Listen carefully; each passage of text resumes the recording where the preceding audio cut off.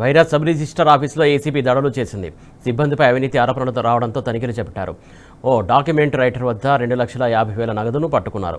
ACB DSP Ramesh అతని దగ్గరున్న నుంచి కొన్ని డాక్యుమెంట్లను అలాగే నగదును ఏసీబీ అధికారులు స్వాధీనం చేసుకుని విచారణ చేపట్టారు. డాక్యుమెంట్ రైటర్ స్టేట్మెంట్ ఆధారంగా విచారణ చేస్తున్నారు.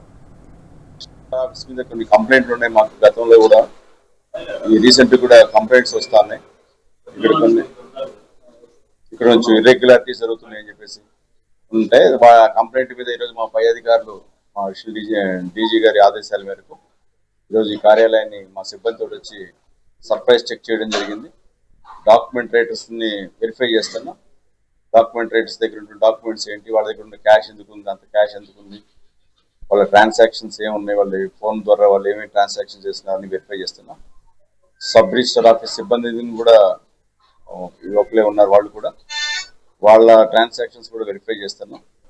ఏ ప్రభుత్వ అధికారి అయినా మిమ్మల్ని వాళ్ళు చేయాల్సిన పని గురించి మిమ్మల్ని ఎవరన్నా లంచం అడిగితే అది ఏ రూపంలో అయినా కావచ్చు, డబ్బు రూపంలో కానీ, వస్తు రూపంలో కానీ, ఇంకొక సేవ రూపంలో ఏదైనా మిమ్మల్ని అట్లా కనుక అడిగితే మీరు మా దృష్టి